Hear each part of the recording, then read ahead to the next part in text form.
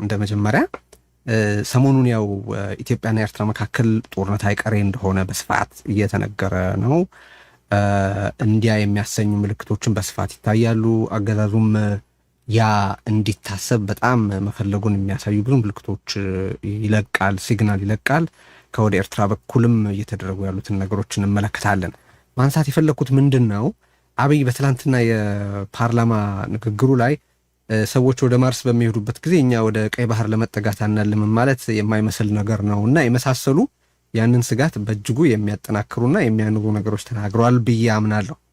ሁለት ነገር ነው ላነሳላቸው የፈለኩት። አንደኛ በተለይ ይልቃል እዚህ ርዕዮት ላይ በጦርነት መከሰት እድል በተመለከተ አሰስመንትህን ስላላቀረብክ ልደቱን ብትጨምርበት በጣም ወደው ነገር ነው ከትላንትናው አንጻር እና ከዛ በኋላ ከቀጠሉት ነገሮች አንጻር ማለት ለምሳሌ ኤርትራ አምባሳደሮችን ሰብስባ በአገሯ ያሉትን ጦርነት ሊከፈትብን ነው፣ ሉዓላዊነታችን እንዲከበር ዓለም ይተባበረን የሚል ጥሪ አቅርባለች ተብሎ ተዘግቧልና እነሱ ዴቨሎፕመንቶች አሉ። ስለዚህ ብትጨምርበት መጥፎ አይደለም።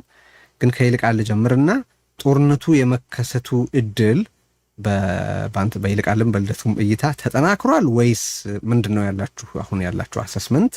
ሁለተኛ ደግሞ ኤርትራ በኢትዮጵያ ፖለቲካ ውስጥ ልትታይ በሚገባበት መንገድ ዙሪያ በሁለታችሁ መካከል የተወሰነ ልዩነት ያስተዋልኩ ይመስለኛል። ይልቃል ሻዕቢያና የኤርትራ መንግስትን በተመለከተ በጠላትነት መታየቱ ላይ ጥያቄ እንዳለህ በአንድ ቃለ ምልልስ ላይ የሰማሁ ይመስለኛል። ከተሳሳትኩ ታረማለሁኝ። የልደቱን አስተያየት ማቀው ነው፣ ግን እስቲ በሁለቱ ጉዳዮች ላይ ሐሳብ ስጡበት። ይልቃል ካንተ ልጀምርና ጦርነት በመከሰት እድሉ ዙሪያ አንተ አሰስመንት ወይ ግምገማ ምንድን ነው? የኤርትራ ኃይል አሁን ባለው የኢትዮጵያ ፖለቲካ ውስጥስ እንዴት ነው መታየት ያለበት ትላለህ በሚል። እሺ አመሰግናለሁ ቴዲ። በድጋሚ ምንድነው እንደምታየው እንግዲህ የጦርነቱ ሁኔታ በጣም አስቸጋሪ ነው። የኤርትራ መንግስት ሆነ አሁን ኢትዮጵያ ውስጥ ያለው መንግስት ያላቸውን አስተሳሰብ ፕሬዲክት ለማድረግ አስቸጋሪ ነው። አንዳንድ ሁኔታዎችን ባልተጠበቀና ባልታሰበ ሁኔታ የሚያደርጉበት ነገር አለ። ግን በሁለቱ መካከል ያለው ልዩነት በኤርትራ መንግስት በኩል ሁልጊዜ የሚያደርጋቸውን ነገሮች ካልኩሌትድ የሆኑና የታሰበባቸው ስትራቴጃይዝድ የሆኑ ነገሮች ናቸው። በዚህ በኩል ደግሞ በኢትዮጵያ በእኛ በኩል ያለው አንፕሬዲክታቢሊቲ የባህሪው እንደሆነ አውቆ ግን እነዛ ነገሮች ሁሉ ደግሞ በሂሳብ የተሰሩና በጥሞና የታሰበባቸው ሳይሆን እንደው ለሾርት ተርም እና ለአጭር ጊዜ ካለውበት ነገር ለመውጣት ወይም ደግሞ አንድ የሆነች የህዝብ ግንኙነት ስራም ለማድረግ ተብሎ ብዙ አገርንም ህዝብንም አንዳንዴ ራሳቸውንም የሚጎዳ ነገር ሲያደርጉ ይታያል እና በዛ መስፈርት ስናየው እንግዲህ ሁልጊዜም ጦርነት የመከሰቱ ነገር የኢትዮጵያና የኤርትራ ግንኙነት ደግሞ እንደምናውቀው ኮምፕሌክስ የሆነ ነገር ነው። የፍቅር ጊዜ ያለው፣ የጸብ ጊዜ ያለው፣ የፉክክር ጊዜ ያለው፣ የአንድነት ጊዜ ያለው፣ የመለያየት ጊዜ ያለው እና ይሄ ብዙ አይነት ግንኙነቶች ያለፉበት የታሪክ ውደት ያለው ስለሆነ ሁሉም ነገሮች ሊከሰቱ ጊቭን ናቸው ማለት ነው። ነገር ግን አሁን ጦርነቱ ከተከሰተ በየት በኩል ይከሰታል ምናልባት ከተባለ ሊሆን የሚችለው በእኔ ግምት በኢትዮጵያ መንግስት ትንኮሳ ነው የሚሆነው።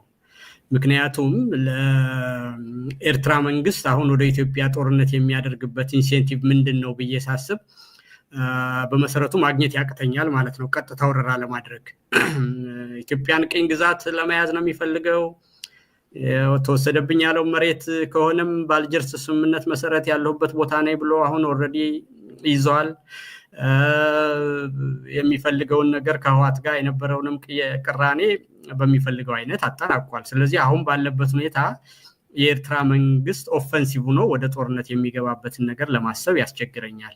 ስለዚህ ከሆነ ሊሆን የሚችለው በኢትዮጵያ መንግስት በኩል አንድም ተቃዋሚዎችን ይደግፋል የሚል ሪቶሪክ ሰማለሁ። በሌላም መንገድ ደግሞ በትግራዩ ጦርነትን በኩል ደግሞ ገብቶ የሰብአዊ መብት ጥሷል እንደዚህ የሚል አዲስ ሪቶሪክ ሁሉ መጀመሩ ነው ያለው። ሁለተኛ የወደብን ፍላጎትም ከፍ አድርጎ ማንሳትና ያንንም አስፈላጊነቱን የግድነቱንም ደጋግሞ ማንሳት አያለው። ስለዚህ ጦርነቱ ከተጀመረ ሊጀመር የሚችለው ብዬ የማስበው በኢትዮጵያ መንግስት በኩል ይመስለኛል እና እንደዚህ ነው የምረዳው ቴዲ። ሁለተኛ ጥያቄ አንስቼልህ ነበር። ኤርትራ በኢትዮጵያ ውስጥ መታየት ያለባት እንዴት ነው? ምክንያቱም ስለ አሰላለፍና ከሻዕቢያ ጋር ስለማበር በሚነሱ ሀሳቦች ዙሪያ የሰጠው አስተያየት ስለነበረ ነውና እንዴት ነው መታየት ያለበት ሻዕቢያ በኢትዮጵያ ፖለቲካ ውስጥ? ወይል እንግዲህ ሻዕቢያ ሲባል አሁን ባለው ሁኔታ ሻዕቢያ ለይቻ ላይም የኤርትራ ከተፈጠረች ጊዜ ጀምሮ የኤርትራ መንግስት ብዬ ነው ወስደው ማለት ነው። እና የኤርትራ መንግስት ከሆነ ደግሞ ሻዕቢያ ነው። ስለዚህ ኤርትራ ከተወለደች ጀምሮ ሌላ መንግስት የላትም። እና ስለ ኤርትራ መንግስት ካወራን ስለ ሻዕቢያ ነው የምናወራው ማለት ነው። እና ስለዚህ ኤርትራን ሪፕሬዘንት የሚያደርገውን ሻዕቢያ ነው ማለት ነው። እና ያ ከሆነ እንግዲህ ሻዕቢያ እና የህወሓት የታሪክ ግንኙነት እና የኤርትራ ራሷን ችላ አገር መሆን ከሁለቱ ድርጅቶች አንድነትና አብሮነት ጋር የተገናኘ ነገር ነው እና ጸብም ፍቅርም በዛ ደረጃ ያለ ነው። በዚህ ሂደት ውስጥ በነበረው ሂደት ግልጽ ያልሆነ ግንኙነት ስለነበረ በሁለቱም ድርጅቶች ውስጥ አንዳንዴ የሻዕቢያ ሲኒየርነት እና የህወሓት ጁኒየርነት ያለበት ግንኙነት ይመስላል። በዛ መሰረት ከሄዱ በኋላ እንግዲህ ህወሓት ትልቅ ሀገር ያዘ ኢህአዴግ ብሎ ኢትዮጵያን አጠቃላይ፣ ሻዕቢያ ደግሞ ትንሽ ሀገር ያዘና ውሃ ዳር ተቀመጠ። በዛ ምክንያት በሁለቱ ድርጅቶች ህልም ምክንያት ሴኩሪቲ እና ሪጂናል ሄጅሞኒ ኮምፒቲሽን አለ። ስለዚህ በዛ ምክንያት የሁለቱ ድርጅቶች በተለያየ ጊዜ የተለያየ ጦርነት አድርገዋል። ከዛም በኋላ ለ20 ዓመት ፍሮዝን ኮንፍሊክት ውስጥ ቆይተናል። ያ ከሆነ እንግዲህ በኢትዮጵያና በኤርትራ መካከል ያለው ግንኙነት የሁለቱ ድርጅቶች ሪጂናል ሄጅሞኒ ፉክክር እንጂ በመሰረቱ ታሪካዊ በሆነ ሁኔታ ኢትዮጵያንና ኤርትራን ትብብር የበለጠ ይጠቅማቸዋል እንጂ ታሪካዊ ጠላትነት ይሄ የቅራኔ ታሪክ የለንም ብዬ ልል አልችልም። ከይቅርታ ጋር ወደ ልደቱ ከመሄዴ በፊት ይልቃል ኮንቴክስቱን ለማስቀመጥ ፈልጌ ነው። አሁን ባለው የተቃዋሚዎች አሰላለፍ ሻዕቢያ እንደ አላይ መታየት አለበት ወይ እንደ አጋር መታየት አለበት ወይስ የሚል ነው ጥያቄ። ወደዚህ አጥብበን ማለት ነው። እኔ አጋር መሆን አለበት ባይ ነኝ። ምክንያቱም አሁን ባለንበት ሁኔታ ከኤርትራ መንግስት ኢትዮጵያውያን ራሳችን እስከተባበርን ድረስ ችግር አለብን። የህልውና ትግል አጋጥሞናል። የአማራ ህዝብ ከሻዕቢያም ሆነ ከኤርትራ ህዝብ ጋር የሚያጣለው ምንም አይነት መሰረታዊ ነገር የለም። ከዛ ይልቅ አብይ ወጋሃለው ወደብ ወስድብሃለው እያለ ያልተጠበቀ ሁኔታ የኢትዮጵያን ህዝብ ጦርነት ውስጥ ሊያስገባ ነው። ያልተጠና ያልታሰበ ዓለም አቀፍ ግንኙነትን ግምት ውስጥ ያላስገባ የጎረቤቶቻችንም የሀገራችንን አጠቃላይ የፖለቲካም ሆነ የማህበራዊ የኢኮኖሚ መረጋጋትን ግምት ውስጥ ያላስገባ በጀብደኝነት የተመሰረተ ወደብ ፍለጋ ብሎ ጦርነት ሊለኩስ ጀምሯል። የኢትዮጵያንም ህዝብ እንደዚሁ በጦርነት በኦሮሚያም በትግራይም በአማራም ጦርነት አውጆ እያመሰ ነው ያለው። በአጠቃላይ ቀጠናውን እያመሰ ያለ መንግስት ነው ኢትዮጵያ ውስጥ ያለው እና ይህንን መንግስት በማስወገድ በኩል ራሳችንን ችለን፣ ነገር ግን ይህንን ቀጠናውንም ሆነ ኢትዮጵያን ሀገራችንን ያመሰን ኃይል በማስወገድ በኩል መልካም ግንኙነትና ትብብር እንዳንድ ሀገር ሆኖ ቢደረግ በየትኛውም ሀገር እንደሚደረግ ጦርነት ሁሉ ይሄ ከሉዓላዊነት ጋር የሚገናኝ አይደለም። በራሱ ውስጥ ጉዳይ መግባት አይደለም።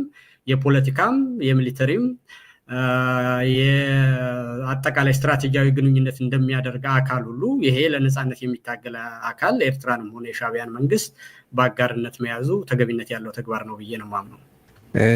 እሺ ልደቱ፣ ቀደም ሲል በተነሱት ሀሳቦች ላይ አንተ አስተያየት እንደዚሁ የተወሰነ ጊዜ ወስደህ አቅርብልንና ከዛ በኋላ ኢንተርጀክት ማድረግ ትችላላችሁ፣ መነጋገር ትችላላችሁ።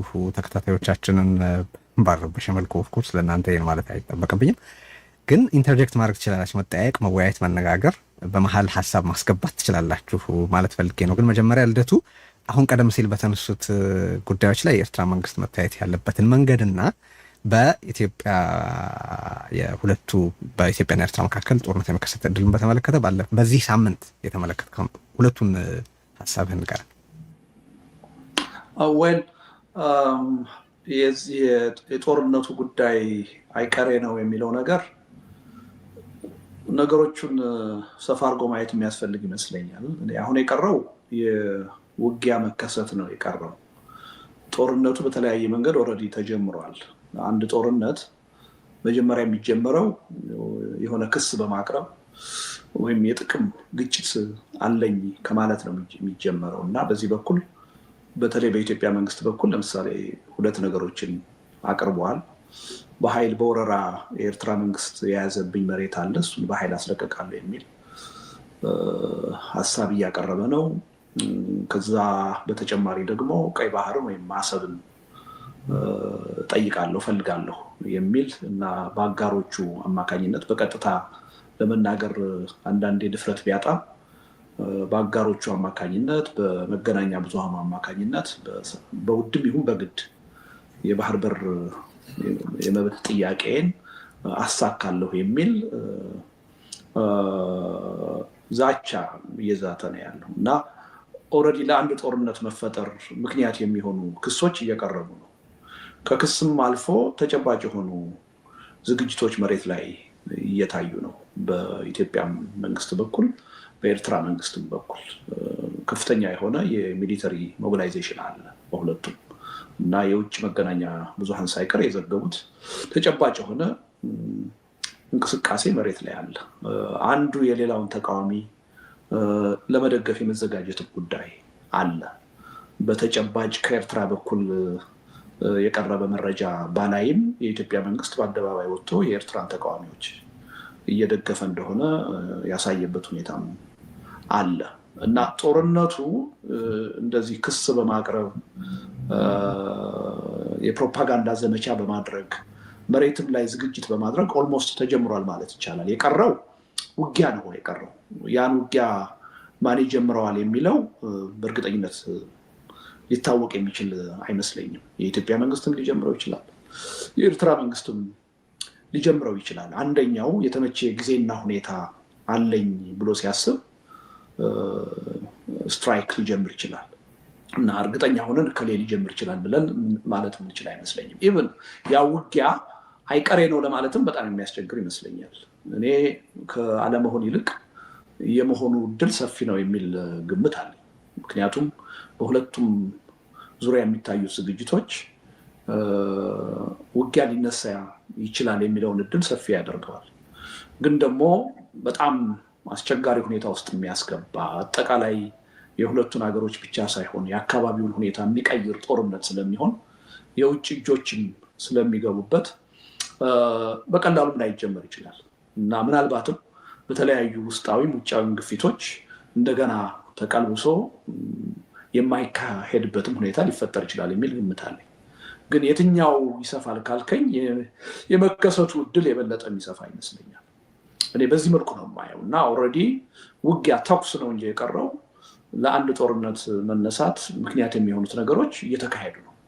ጦርነቱ ኦልሞስት ተጀምሯል ማለት ይቻላል። ያ ውጊያ ይጀመራል አይጀመርም እንግዲህ ወደፊት የምናየው ነው የሚሆነው። ማን ይጀምረዋል በእርግጠኝነት ማወቅ አይቻልም። ምናልባትም ደግሞ ከምንጠብቀው ውጭም ደግሞ ሊቀር ይችላል። ግን ቅድም ቴዲ የትናንትናውን የጠቅላይ ሚኒስትሩን ንግግር በሚመለከት እያነሳህ ነበር እና ከሱ ጋር አያይዤ ብዙም መገመት ይቸገራለሁ እኔ። ምክንያቱም እሳቸው ጦርነት እጀምራለሁ ቢሉ ላይጀምሩ ይችላሉ። አይ ሰላም ነው የምፈልገው ጦርነት በፍጹም አልጀምርም ቢሉም ደግሞ ሊጀምሩ ይችላሉ እና የእሳቸውን ንግግር አምኜ አባባላቸው ትርጉሙ ይሄ ነው ብዬ ሀሳብ ለመስጠት ይቸገራለሁ። ግን አብይ እዋጋለሁ ብሎ ያልተዋጋ ጦርነት አለ ዌል እንግዲህ አይታወቅም። አንዳንድ ጊዜ አልዋጋም ብሎ ስለሚዋጋ አንዳንዴ ያለውን ያደርጋል፣ አንዳንዴ ደግሞ ካለው በተቃራኒው ያደርጋል እና እርግጠኛ ሆኜ የእሳቸውን ንግግር መሰረት አድርጌ ትንበያ ውስጥ ለመግባት በእኔ በኩል ማለት ነው ይቸገራለሁ ማለት ነው። እሱ ነው። ከዛ ውጭ ይሄ የኤርትራን መንግስት ወይም ሻዕቢያን በምን ሁኔታ ነው ማየት ያለብን የሚለው በእኔ እምነት ኤርትሪያ እንደ ሀገር እና የኤርትራ ህዝብ እንደ ህዝብ እንደ ወዳጅ መታየት አለበት ብዬ አምናለሁ። ለምን አንድ ህዝብ ነው የነበረው፣ አንድ ሀገር ነው የነበረው። በመጥፎ የታሪክ አጋጣሚ ነው አንድ የነበረው ህዝብ ሁለት የሆነው ወይም አንድ የነበረው ሀገር ሁለት የሆነው። ስለዚህ ሀገሩና ህዝቡን በጠላትነት መፈረጅ ተገቢ ነው የሚል እምነት የለኝም። ነገር ግን አሁን በስልጣን ላይ ያለው የሻዕቢያ መንግስት ለኢትዮጵያ በጎ የማያስብ ደካማ እና የተከፋፈለች ኢትዮጵያን ለማየት ሁልጊዜም የሚሰራ ኃይል ነው የሚል እምነት አለኝ እና በዚህ ምክንያት እኔ እንደ ጠላት ነው የምፈርጀው። በዛም ምክንያት ደግሞ ማንኛውም ኢትዮጵያዊ የሆነ ኃይል በስልጣን ላይ ካለው መንግስት ጋር የትኛውንም ያህል ቅራኔ ቢኖረው ከሻዕቢያ ጋር መተባበር አለበት የሚል እምነት የለኝም። ከሻዕቢያ ጋር በመተባበር ለኢትዮጵያ በጎ ነገር ማምጣት ይቻላል የሚልም እምነት የለኝም። ወደኋላ መለስ ብለን ያለውን ታሪክ ብናይ ያን ነው የሚያረጋግጠው። እና ኢትዮጵያውያን የራሳቸው በቂ አጀንዳ አላቸው። እርስ በርስ መተባበር ከቻሉም አገር ውስጥ በቂ የሚባል ኃይል አላቸው። የሚያስፈልጋቸው እርስ በርስ መተባበር ነው እንጂ ኢትዮጵያውያን በተለይ በኢትዮጵያ ጠላትነት ከሚታወቅ ኢትዮጵያን ሁልጊዜ ለማዳከም ከሚሰራ የውጭ ኃይል ጋር መተባበር ለእኔ ታሪካዊ ስህተት ነው የሚል እምነት ነው ያለኝ። ግን ደግሞ ሌሎች ያላቸውን አስተሳሰብ አከብራለሁ። እዚሁ እንግዲህ እንዳልኩት አሁን እዚሁ ላይ የተወሰነ መነጋገር ያስፈልገናል። ምክንያቱም በጣም ወሳኝ ነጥብ ይመስለኛል። ሻዕቢያን ብቻ ሳይሆን በአጠቃላይ በኢትዮጵያ ፖለቲካ ውስጥ አሊያንስ ሲፈጠር ምን ነገሮች ታሳቢ መሆን አለባቸው የሚለውንም አብሮ የሚጠቅስ ነገር ስለሆነ እንዳልኩት ኢንተርጀክት ማድረግ ትችላላችሁ ሁለታችሁም። ግን አሁን ልደቱ ሀሳቡን ስለገለጸ ይልቃል እዚህ ላይ የተወሰነ ነገር ብታክልልን እፈልጋለሁ፣ ቅድም ካነሳው ነገር አንጻር። ምክንያቱም ሰው እንግዲህ በታሪክ ካልተስማማህበት ትነግረኛለህ። በታሪክ ሻዕቢያ በኢትዮጵያ ውስጥ ላሉ ህብረተሰቦች በጣም ከባድ የሆነ ኮንተምት ያለው ጥላቻ ያለው ድርጅት ነው ሊባል የሚችል ነው። እኔ እንደዛ አምናለሁ። ወላ አጠቃላይም ስናየው ለአማራም ህዝብ፣ ለትግራይም ህዝብ፣ ለኦሮሞም ህዝብ፣ ለሌሎቹም በኢትዮጵያ ውስጥ ላሉ ህብረተሰቦች በጣም ለአንዳንዱ ንቀት፣ ለአንዳንዱ ጥላቻ፣ ለአንዳንዱ ሌላ አይነት በጎ ያልሆነ ግብና ስሜት ያለው ድርጅት ነውና ያንን ቀይሯል ብለህ ነው የምታስበው ወይ? አንድ ሁለተኛ፣ በኢትዮጵያ ውስጥ ገብቶ ለምሳሌ በትግራይ የፈጸመው ጭፍጨፋ የአማራን ህዝብ አይመለከተውም ወይ? በአማራና በትግራይ ህዝብ መካከል የጥቅም ቅራኔ በአሁኑ ወቅት ወይ በአማራና በትግራይ ፖለቲካ ውስጥ ልበለው ፖለቲካ መካከል የጥቅም ቅራኔ አለ ማለት ነው ወይ የሚል ጥያቄ ላነሳልህ ፈልጌ ነው። ቅድም እንዳልኩ እንግዲህ በነገሮቹ በአውድ መታየት አለባቸው ሲባል ሁሉም ሀገሮች በየትኛውም ጊዜ የወዳጅነት ታሪክ አላቸው፣ የጠላትነት ታሪክ አላቸው፣ የጸብ ታሪክ አላቸው። አትሊስት ይሄ አሁን ለእኔ ተርሚኖሎጂው የሚያስቸግረኝ ታሪካዊ ጠላትና በምንም አይነት መገናኘት የለብንም ከሚለው ኮንሰፕት እንጂ ኢትዮጵያና ኤርትራ እኮ ተዋግተዋል። ለ20 ዓመት በፍሮዝን ኮንፍሊክት ቆይተናል። እንዲሁም ደግሞ ከኢትዮጵያ ለመለየት ባደረጉት ጦርነት ውስጥ ረዥም የሆነ ፕሮፓጋንዳና ህዝባችንን የሚከፋፍል ያልተገባ ጥላቻ ተረጭቷል።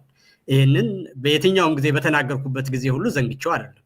ነገር ግን ይሄ አሁን ላለብን የህልውና ትግልና ስልጣን ላይ ካለው መንግስት ከሚያደርስብን ሁኔታ አንጻር የሚደረግ የፖለቲካ ግንኙነት፣ የጸጥታ እና የፖለቲካ ትብብር በምንም አይነት የኢትዮጵያን ከመክዳትና ታሪካዊ ጠላት ጋር ከመገናኘት ጋር ተደርጎ ሊታይ አይገባም። በግልጽ አነጋገርም አሁን ከቅርብ ጊዜ እኮ አቶ ጌታቸውም ሲናገር እንደሰማሁት፣ ዶክተር ደብረጽዮንም ሲናገሩ እንደሰማሁት ሁለቱም ከሻዕቢያ ጋር ንግግሮችን ለማለዘብና ያሉትን ቅራኔዎች ሁሉ በሰላም ለመፍታት ውይይት እንዳደረጉና እንደተገናኙ የትግራይ ጊዜያዊ አስተዳደር መሪ ፕሬዚዳንት አቶ ጌታቸው ረዳ ሲናገሩ ሰምቻለሁ። ስለዚህ ይሄ ማለት በአብይ እውቅናና ግጭት ለመቀነስ ማለት ነው። አሁን ይሄ ከታሪካዊ ጠላትናት ጋራ እንዴት ብሎ እንደሚገናኝ ወይም እኔ የትግራይን ህዝብ መጥላት ወይም አለመፈለግ ነው አይታይም። አውቃለሁ ይሄን ስታነሳው በዛ ደረጃ እኔንም እንደማታስበኝ፣ ነገር ግን መብራራት ስላለበት በዛ ደረጃ የሚያስብ ሰውም እንዳለ ቁስሉ ትኩስ እንደሆነ ስለሚገነዘብ ይህንን ነገር ማስረዳት ራሴንም ደግሞ ዲፈንድ ማድረግ ተገቢ እንደሆነ እረዳዋለሁ። እና ያም ተባለ ያ አንደኛ ፖለቲካ ማለት በብዙ ችግሮችን መፍታት፣ በሚያግባቡ ነገሮች መስራት፣ ልዩነትን ማጥበብ፣ ሰላምን ማምጣት፣ ትብብር ማድረግ፣ የጋራ የህዝቦችን ግንኙነት ማሳደግ ነው። በእኔ እምነት የሻዕቢያና የህወሓት ግንኙነት የፈጠረው ሪጂናል ሄጅሞኒ እና ኮምፒቲሽን ግልጽ ያልሆነ ግንኙነት የፈጠረው ነገር እንጂ በውስጣችንስ ያለው ጥላቻ ሻዕቢያ ከኛ ጋር ካለው ጥላቻና እኛ ከኛ ጋር ያለን ጥላቻስ ቢወዳደር በቁም እየተቃጠልን እኮ ነው ያለ ነው።